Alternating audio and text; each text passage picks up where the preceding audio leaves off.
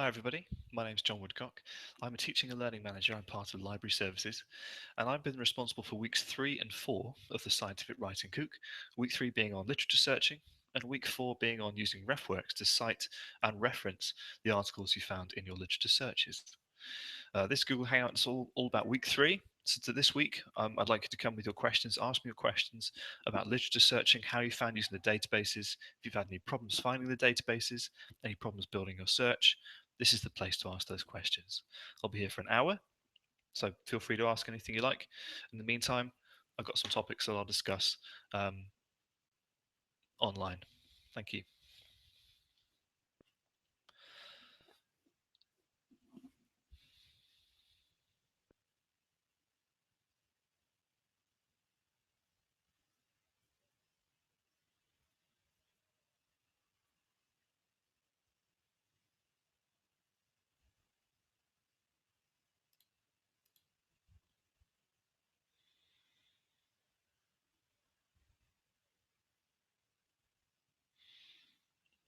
Okay, so while we wait for people to join in and bring their questions, there are some things I wanted to talk about, just in case you were curious.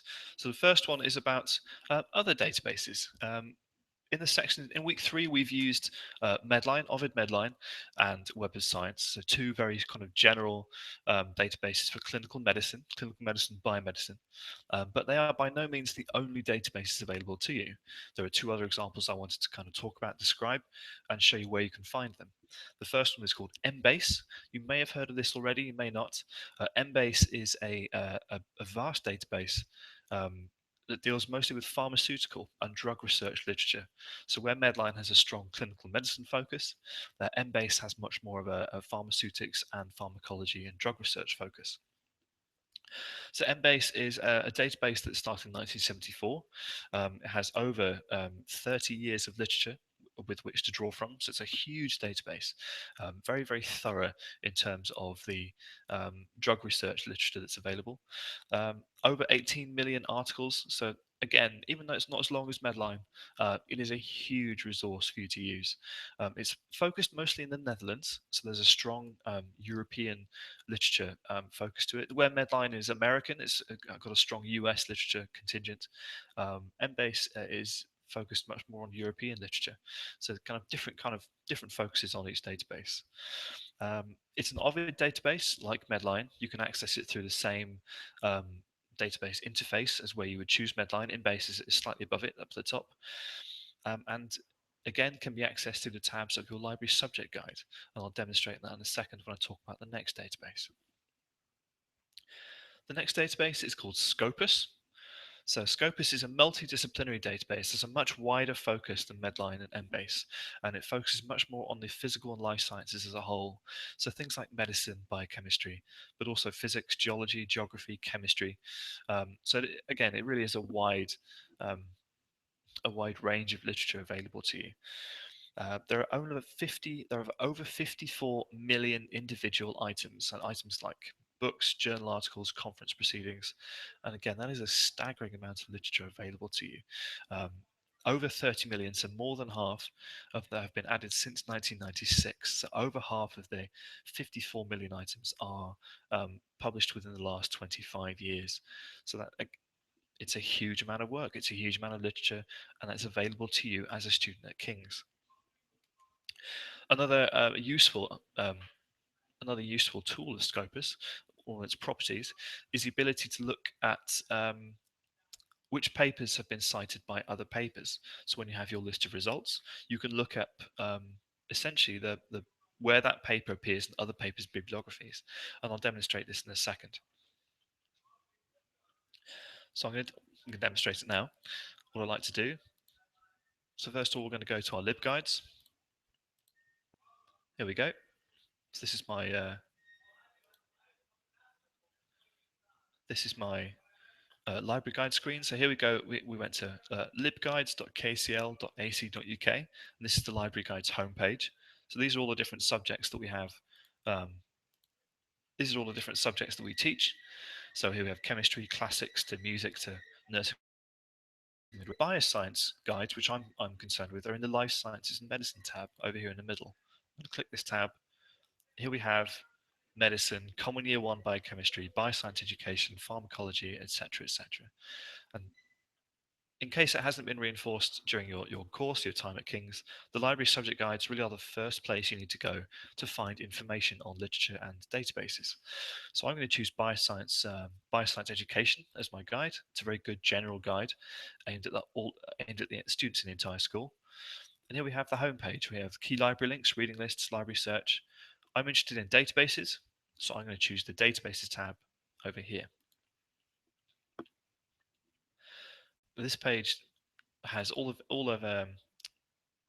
it is full of information about the databases you can use. On the right hand side, we have useful workbooks and guides to the different databases we have.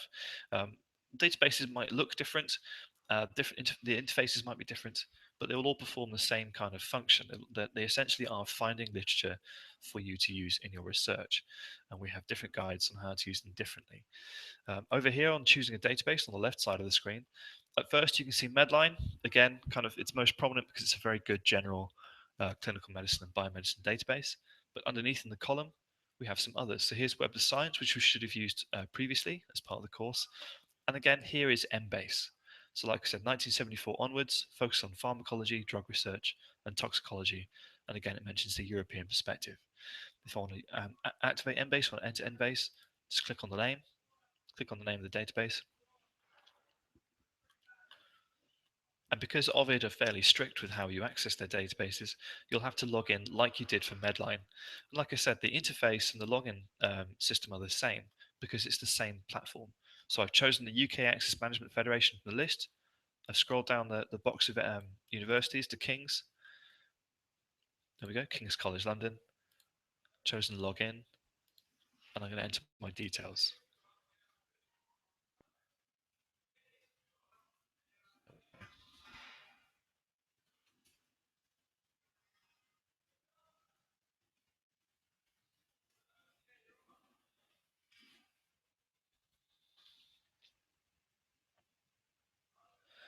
So the minute I'm not signing into Embase explicitly, I'm signing into the Ovid system. What we're going to see in a second is the Ovid's welcome page for King's College. I'm happy with this, that's fine. I'm going to click the continue button. And then I'm going to be shown the list of databases that Ovid provide us as an institution. So here we have Medline, the kind of traditional one we always use for biomedical science because it's so broad. And then up here, we can see Embase. And you can see in the grey text with the coverage, the time period coverage that this database's literature covers, 1974 to 2015, October the 15th. I'm going to tick this box for Embase. I'm going to click OK. And here we go. Again, the interface is the same as with Medline. The only difference is instead of Medline, it now says Embase. And one of the key strengths of Embase is that um, you can search for kind of brand names and generic names of drugs in the same search. So like with Medline and its subject headings, you search for a disease and it comes up with other subject headings with the same disease in as suggestions. Embase will do that for drugs. So a good example is ibuprofen, pain relief drug.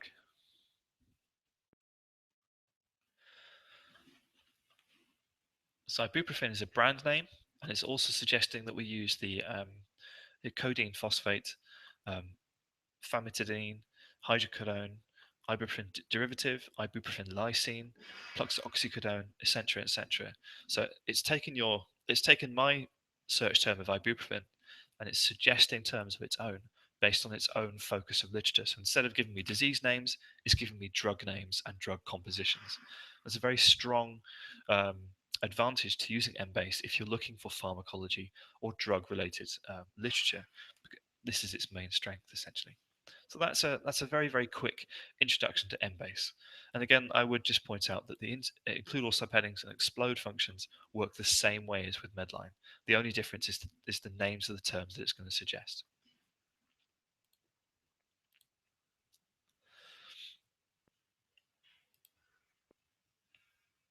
Okay, we have a couple of viewers, but we don't have any questions. If you just joined us, welcome to the week 3 Google Hangouts on literature searching. My name is John Woodcock. If you do have any questions, please do put them in as soon as you can, and I'll do my best to answer them as thoroughly as I can. Thank you. So at the minute, we're talking about alternative databases to the Web of Science and Medline that I showed you in this week's coursework. I showed you Embase, a drugs and pharmacology research database. I'm also going to show you Scopus, an alternative scientific database. And again, if I go back to my bioscience education library guide, make sure I've got my databases tab open. On the left-hand side, underneath Embase, underneath Web of Science, here is Scopus.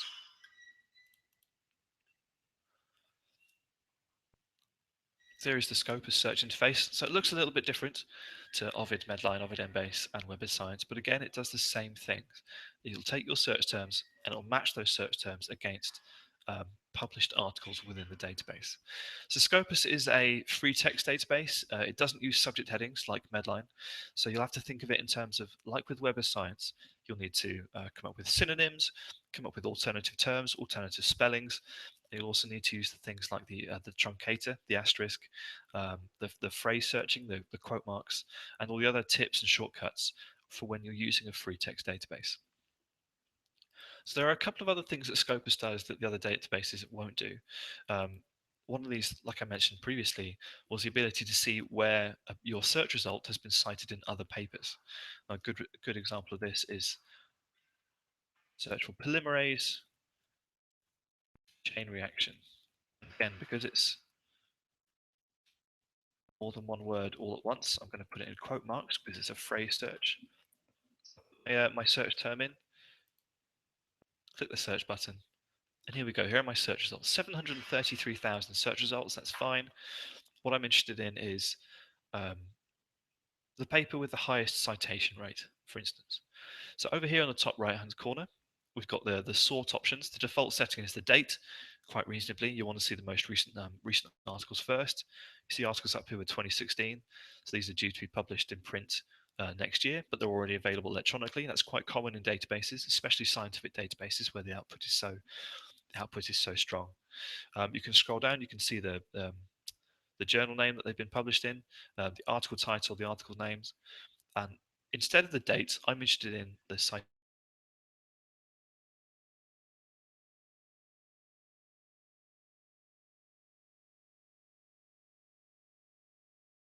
been cited by other papers.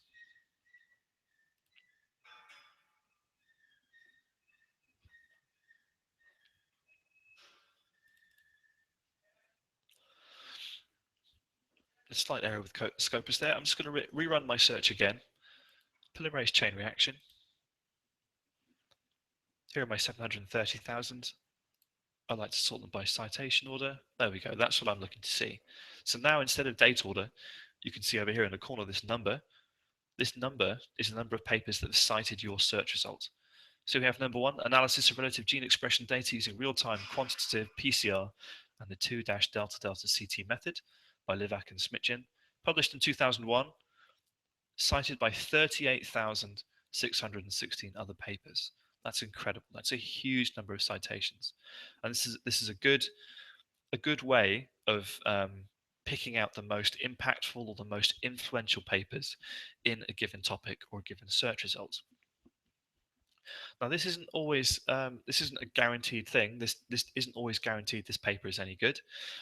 If you think back to the early 2000s and Andrew Wakefield's paper on linking MMR vaccines to autism, that paper has since been discredited completely by medical science, and as a result, its citation rate has skyrocketed. It's been cited in a huge number of papers, but that's because that paper was of poor quality, and that the citations have destroyed it. So keep that in mind when you look at papers with high citation rates. You still have to decide whether the paper is any good, and try and look at the citations. So if you click on the number where we've got cited by, we can see the papers. We can now see a search for the papers that have cited our original search results. And it's still up to you to work out if that paper is any good. So the citation rate is a good indicator of an impactful or a high quality paper, but it is not guaranteed by any rate. So it's still up to you to decide. So that is Embase and Scopus, two alternative databases that are going to be useful in the future for bioscience papers. And we do always say when we're advising students to use as many databases as you can. Obviously, it's a balance between the amount of time you have, but use as many different resources as you can to get to make your search as thorough as possible.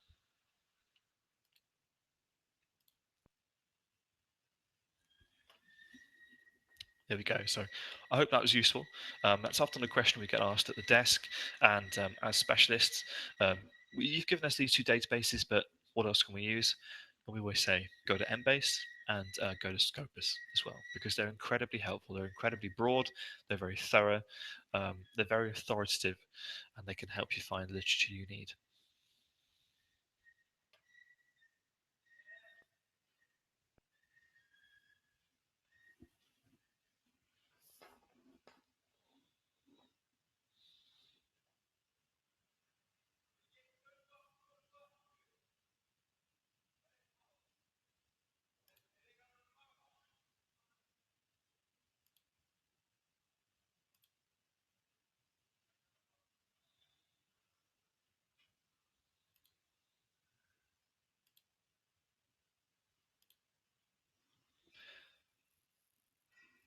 Okay, well, while we're still waiting for more people to log in and join us on this Google Hangout, I thought I'd carry on discussing some of the common questions we get asked quite a lot as part of library services.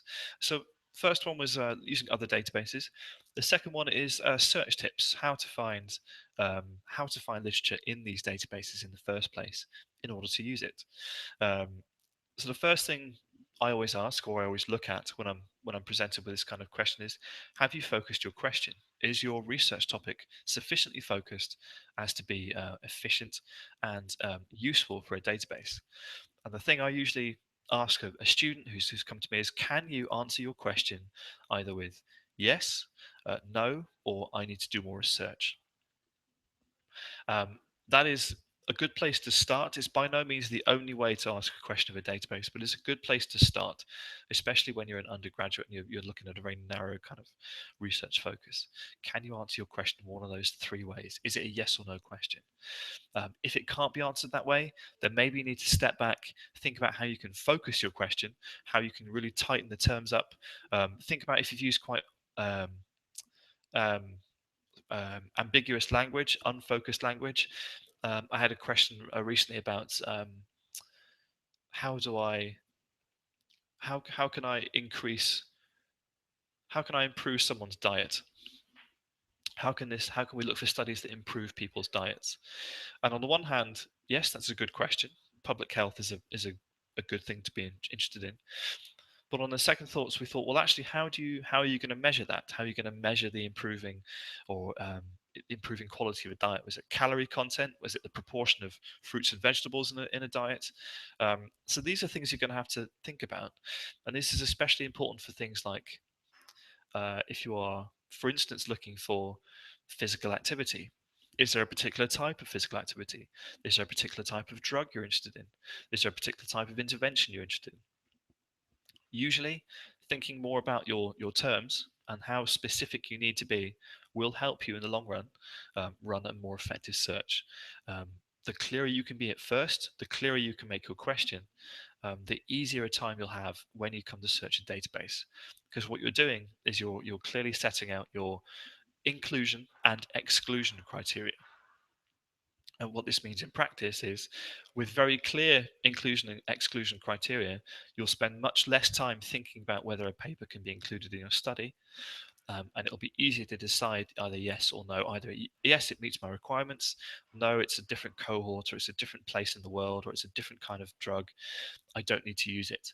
And if your inclusion or exclusion criteria aren't very clear, you'll spend a lot of time trying to decide, and it's time you could be spent, it's time that could be spent with you either searching for good literature or analyzing and writing up your literature. So it's all about using your time. It's all about using your time well, and that's why having a clear research question is so important. Another way to approach this is, especially if you're looking in a biomedical sense at perhaps maybe a drug treatment or a drug intervention, try and limit yourself to either studying one variable and two cohorts. So two groups of people. How does one variable change with the introduction of this drug between two cohorts? So we could look at um, how does how does aspirin how is aspirin used to treat to provide pain relief um, to diabetics and um, patients with schizophrenia, for instance, two distinct cohorts. You're looking at one variable, so pain relief, and you've got your one drug. Or alternatively, you could have one cohort and you could look at two variables,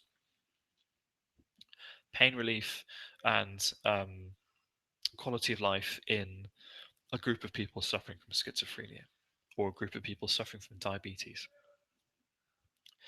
Again, this is all about focusing and making your studies parameters very clear at the outset, which, like having a focus question, like having this yes or no question, will help you um, run a more efficient and more effective search in the long run.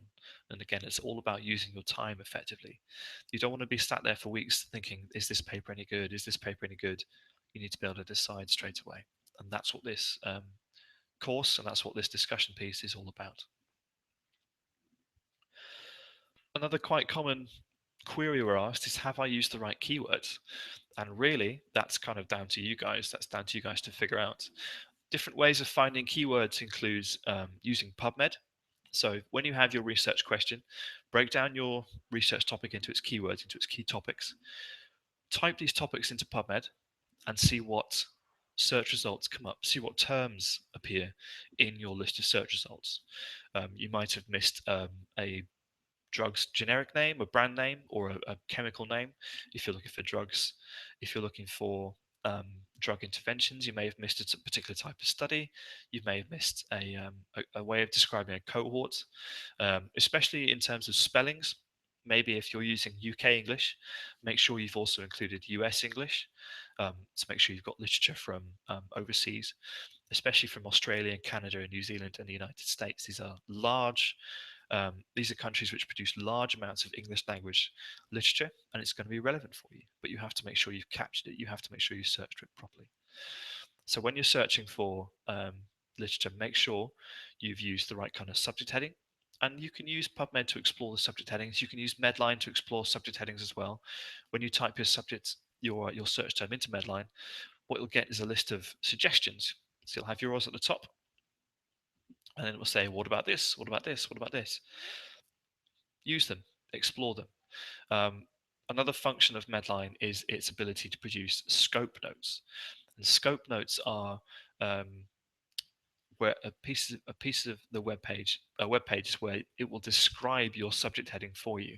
It will describe exactly the limits, the parameters of the subject heading, the date it was created, exactly the cohort it's talking about. And in fact, I'm going to demonstrate that now. I'm going to run a simple search in Medline. I'm going to bring up some subject headings and I'm going to look at their scope notes and we can explore what that means.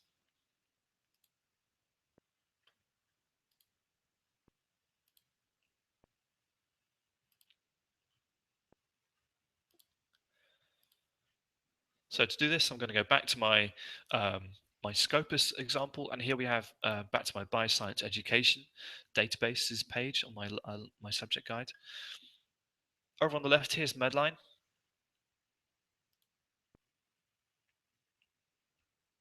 So once again, I went to Medline and clicked the link Medline Ovid platform at the top, and it's directed me back to the Ovid interface. That's perfect. I'm going to click continue. And from the list of databases, I'm interested in Ovid now. So I'm going to scroll down. Here's the Ovid link I'm interested in. A very long link in the middle, 1946 to present. Huge database, and I'm going to click OK. So here we go. Here's the Ovid search interface. And now I'm going to type in my basic search term for disease. A very general term, very high level term. I'm going to click suggest. I'm going to click search, sorry.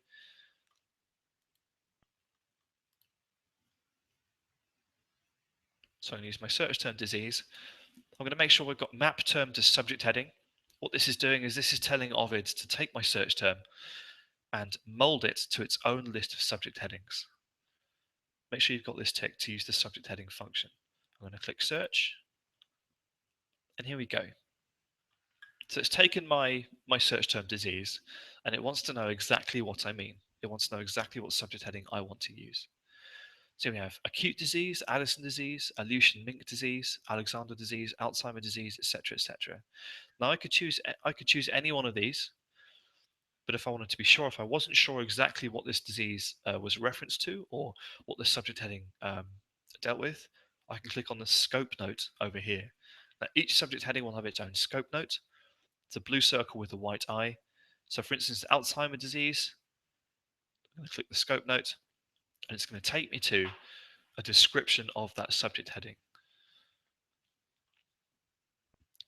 So you can see here, scope, a degenerative disease of the brain characterized by the insidious onset of dementia, impairment of memory, etc., etc., etc. So it tells you exactly what this subject heading is tagged for, what papers it's going to be tagged for.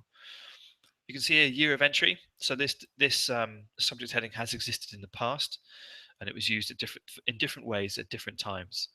So if you're looking for dementia articles written between 1981 and 1999, you would need to use dementia. And the same for dementia senile. You would use the phrase dementia. Post 1999, so for articles produced after 1999, the phrase Alzheimer's disease has been used. So you can see that search terms will have changed throughout time. They aren't fixed forever. Different terms are used in different periods of time. You can see here some related search terms. So it's suggesting some related subject headings you could use: amyloid beta peptides, precursor, cerebral amyloid angiopathy, tau proteins, etc., etc. So you can use these as possible search terms in your own searching. At the very end, under here, used for, this is an important list to be aware of. These lists here are what I call trigger lists. See, these are the list of terms that will trigger this subject heading. So if we'd searched for Alzheimer's syndrome, we'd have Alzheimer's disease. We'd be suggested Alzheimer's disease. If we'd searched for dementia senile, Medline would suggest Alzheimer's disease. Senile dementia Alzheimer type, again, it would suggest this search term. Now what this is saying is you don't have to run all these different searches. If in your list of search terms you came up with when you focused your question, you have more than one terms on this list, you only have to search for one of them. If you generated dementia senile and senile dementia and sclerosis Alzheimer, you wouldn't have to run all three searches because they would bring up the same search results and you'd be repeating yourself. So again, this is another real strength of Medline in that it will take a whole list of potential search terms and link them to different subject headings as appropriate.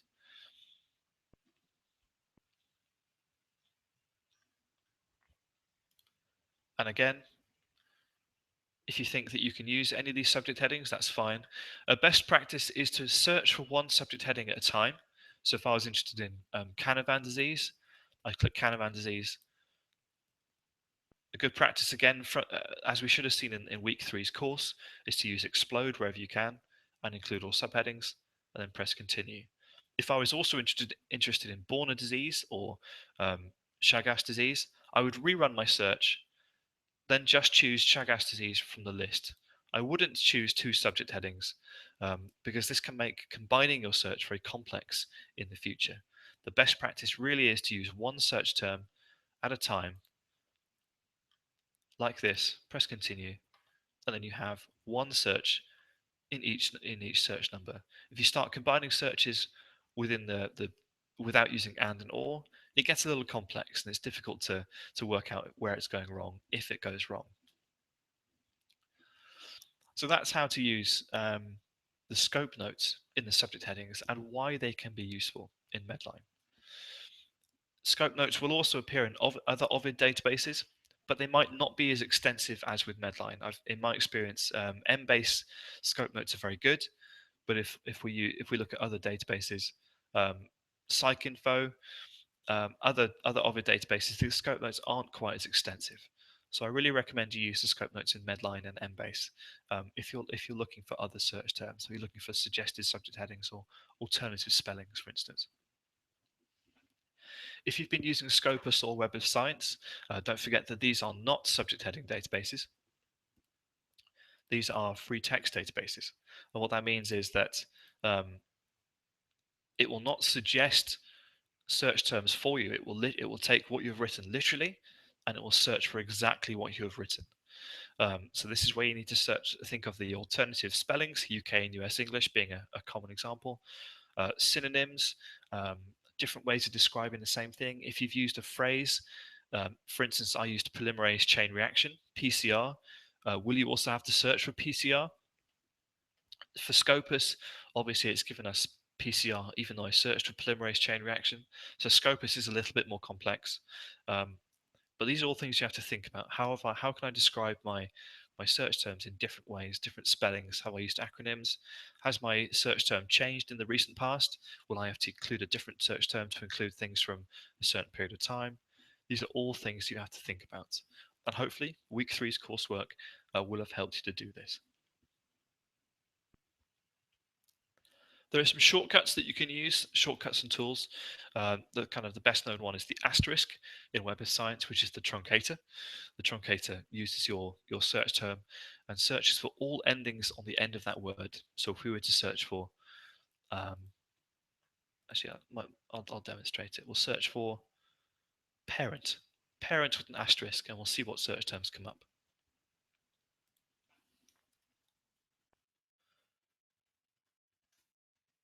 There's my search term, parent with an asterisk.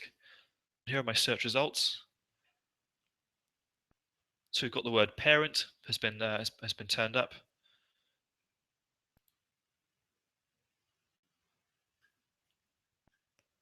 We have parents. So you can see that it hasn't just searched for the word parent. It searched for parents, parents. It'll search for parenting, parental. Parental's here. As we can see, it's been highlighted in the search terms. So the asterisk is a really very good, strong way of searching for the different endings of a word. Another good example is therapy. If we're looking at therapy, therapist, therapies, therapeutics, we could search for therap with an asterisk instead. I think this might be an example. So we go therap with an asterisk. There's therapy straight away, number one. Search through my results. Therapeutic, therapy again. So that's good. So that's an example of doing 2 or 3 or 4 or 5 searches in one. And in week three's coursework, it should give you a few more examples of how to use an asterisk and what it's for. It's not a magic bullet. It's not a guarantee that you'll find different search results. If you use the phrase cat, if you're looking for maybe CAT scan or cation, if you're doing a chemistry course, and you used cat with an asterisk, you get things like catalogue, catchment, catapult, cataract, etc., etc., and you would get too many results. It does require some planning, so make sure you have a think beforehand. What are the potentials? What are the potential search results that I can get from using an asterisk, and are they going to be useful? For more information on using free text databases and the tools and shortcuts for using free text databases, please see section 8 of this week's coursework, of week three's coursework.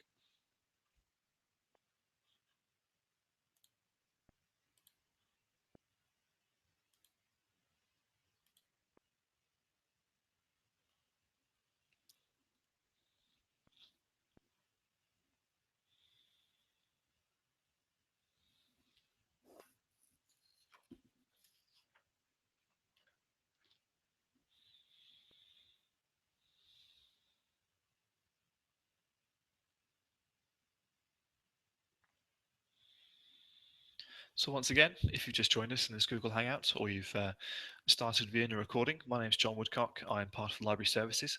I've been responsible for creating the content of weeks 3 and 4 of the Scientific Writing Cook, week 3 being on literature searching and week 4 being on how to use RefWorks to cite the literature you found in week 3 into your piece of work when you're writing essays and dissertations and such. I'm going to be talking about the last stage of this discussion, if there are no questions, that is, how to find the articles that you find in your search results, how to get access to the articles you found in Scopus, in Embase, in Medline, and alternative methods for finding articles that we don't subscribe to, because that's the key thing. Kings will only subscribe to a certain number of journals, but there are alternative methods of getting articles from journals that we don't subscribe to. So I'm going to use my example searches I've used before. I've got a couple I'm going to use. I'm going to use Scopus. Let me get the right window. Let's see, there we go. Okay, well, there's Web of Science. We'll use Web of Science because we've used it in the course beforehand. So here are my list of search results. I've searched for therap with an asterisk. It's got therapy, therapeutics, therapist, all kinds of different results. And I'm interested in number one, visualizing of tumor response to neoadjuvant therapy for rectal carcinoma by nonlinear optical imaging. It's quite a mouthful, but it's exactly what I'm looking for. I want to view this article. How do I do it? Well, what I need to look for is this SFX at Kings button here. Now, this button is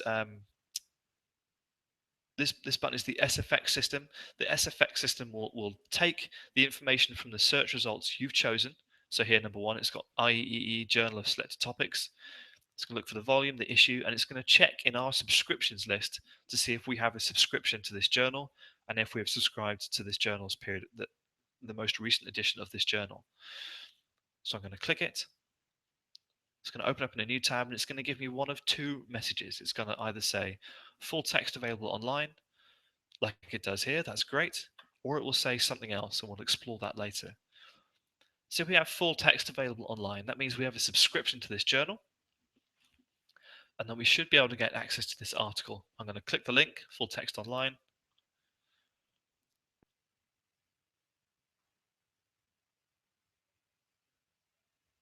And because we subscribe to this article, I should get access to the full text. That isn't always the case. So for this particular journal, I need to log in, even though I'm on campus. Enter your K number and password like normal.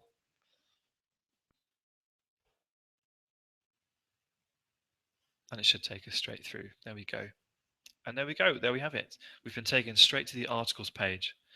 So here's the abstract. You can find information on the authors.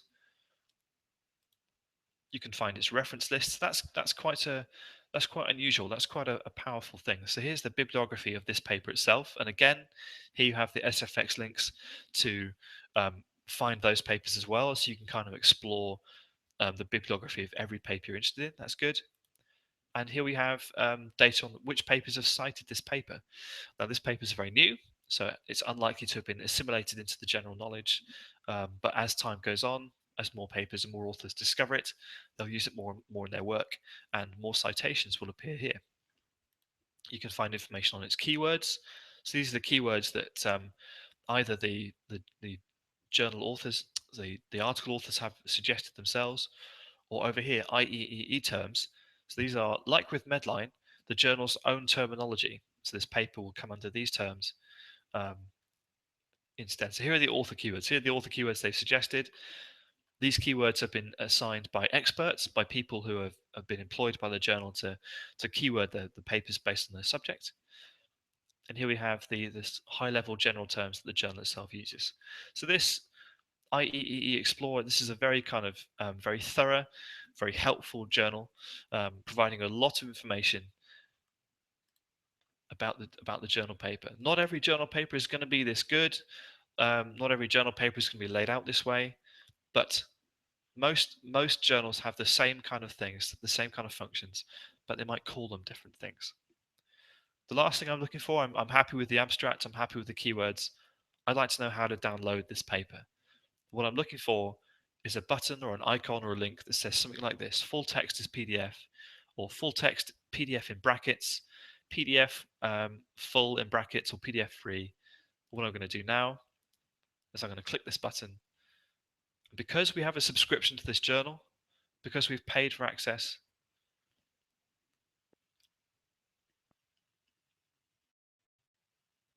we get to see the full PDF text of this journal article.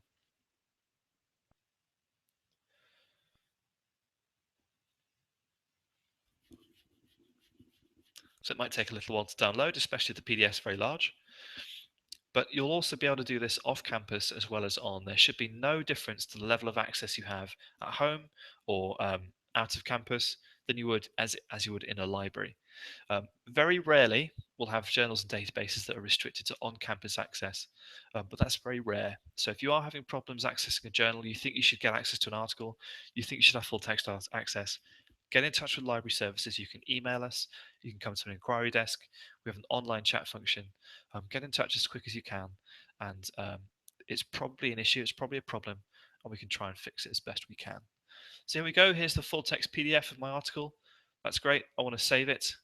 Move my cursor to the bottom of the screen. Here are my options appearing, and here is the disk icon to say that I can save it. And I can put this on my computer. I can put it on a memory stick. I can keep it forever. I don't have to tell anyone I've got it. I don't have to give it back once I leave King's. So all of this literature is available for you freely available for you because we subscribed. So I mentioned that there are a couple of messages you could be given by the SFX screen. Full text available online is one of them, and the other is the converse, the opposite, that we don't have access to it. I'm going to try and find an example of this. Let's try and see if we can find a journal we don't subscribe to, and I can explain the process of finding it or getting access to this journal. So SFX is just checking for us whether or not we have a subscription to this journal, and it's going to give us our message in a second.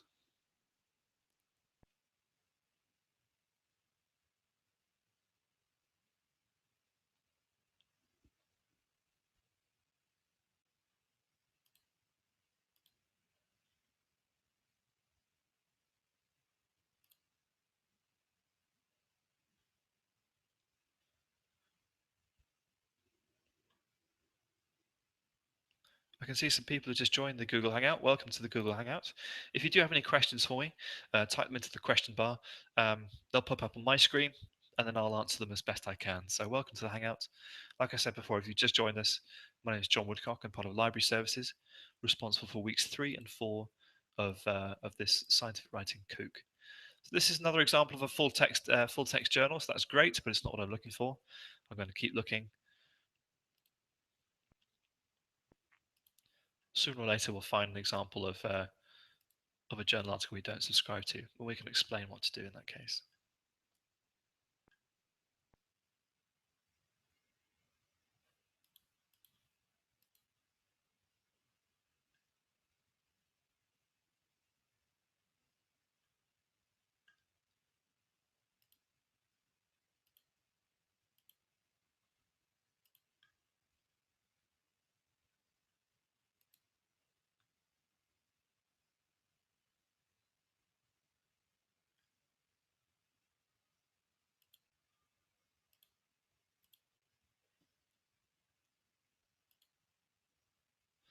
Okay, so what I'm going to do is I'm going to cheat slightly.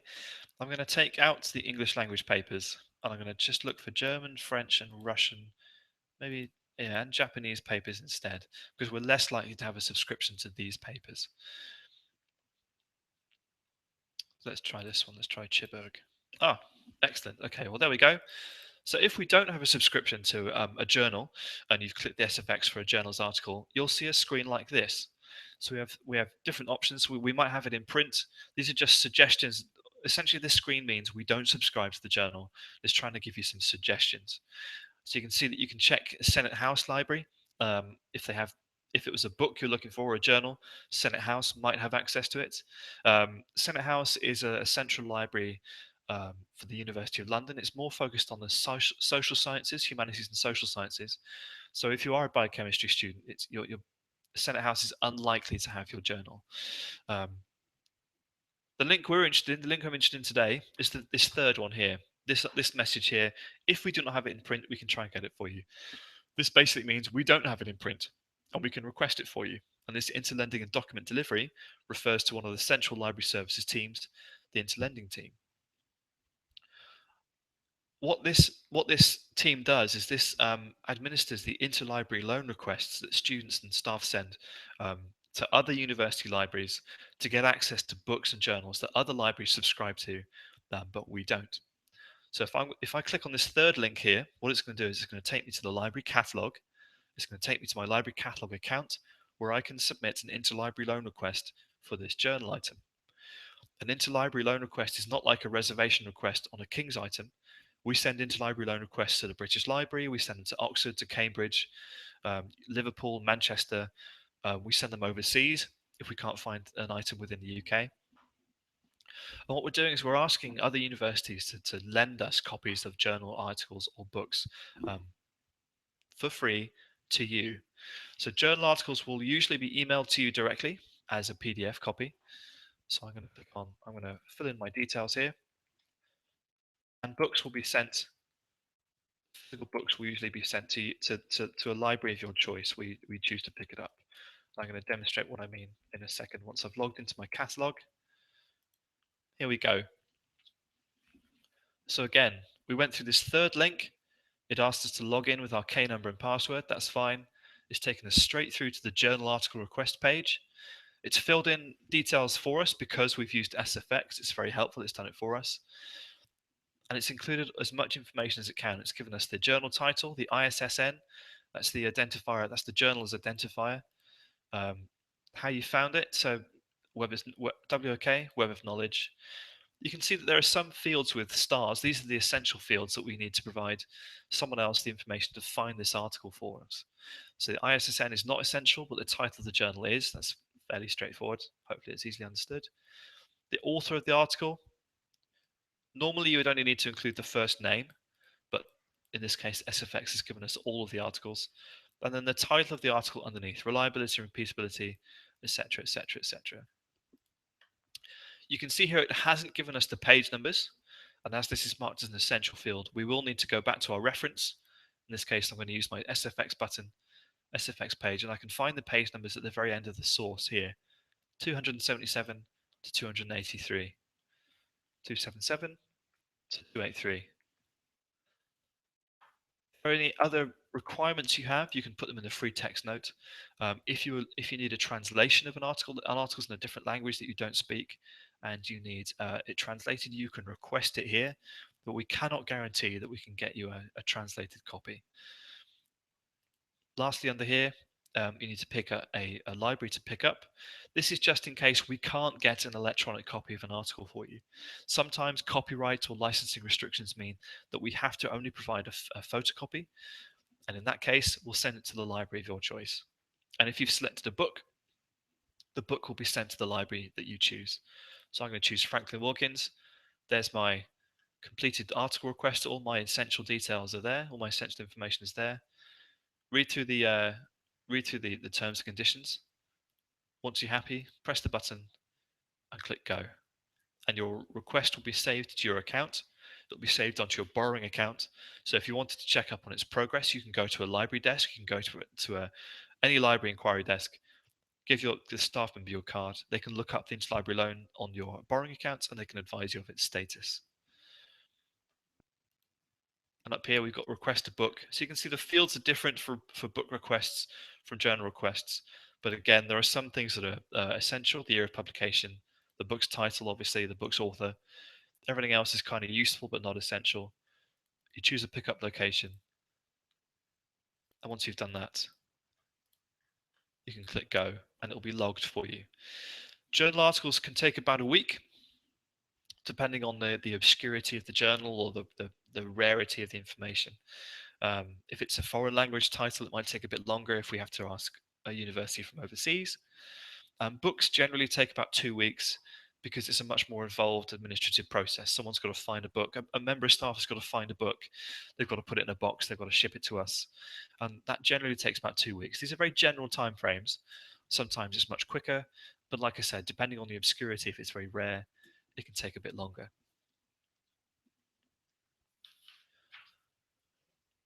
Undergraduates get their 10 free interlibrary loan requests free of charge.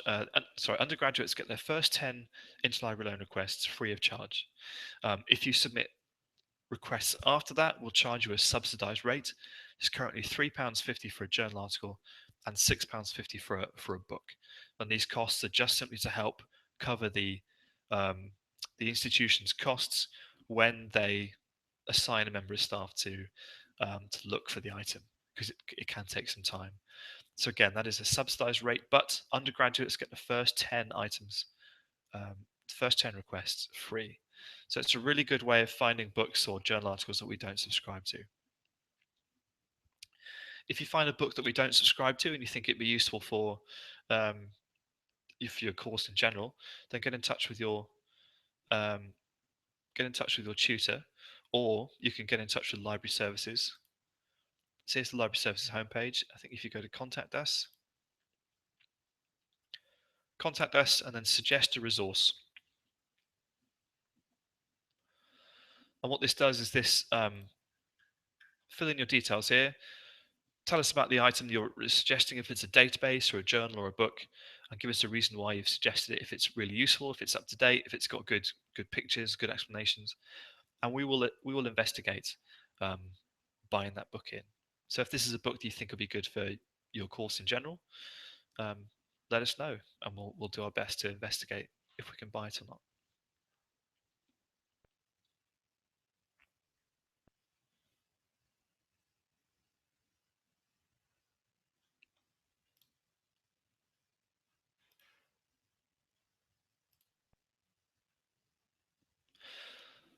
So those are the three kind of main topics we usually asked as staff members about literature searching. Earlier I talked about other databases you can use. So we looked at Embase, an Ovid database like Medline, or Scopus, which is a different database in the same way, in the same mold as Web of Science. It's a free text database, crosses many disciplines. It's very broad, it's very large, and Scopus has the added advantage of being able to see a citation list for every search result is very strong, and you can use that to kind of go forward in time almost. It's a funny way of looking at it, but it kind of works.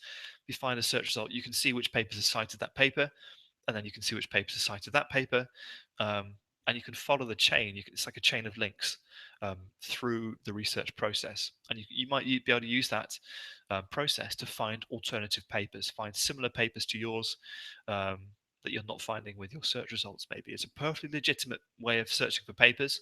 It's called hand searching, and that's using the bibliographies of papers you do find, or the citation lists of papers you find online, to identify useful papers as alternatives to the ones you found. Secondly, we talked a bit about search tips, how to focus a question, how to focus your research question, how to make sure it's clear, because having a clear research topic is going to be easier for you in the long run. It's going to make it easier for you to perform your searches. It's going to make it easier for you to decide which papers to include or not, and it's going to make your search much more effective and efficient. We talked about keywords, how to make up keywords, how to think about alternative spellings, alternative terms. We looked at using Medline's subject heading list on how to do that. You can use the scope notes in an Ovid database. Remember Embase and Medline, Ovid databases, and they both have that function.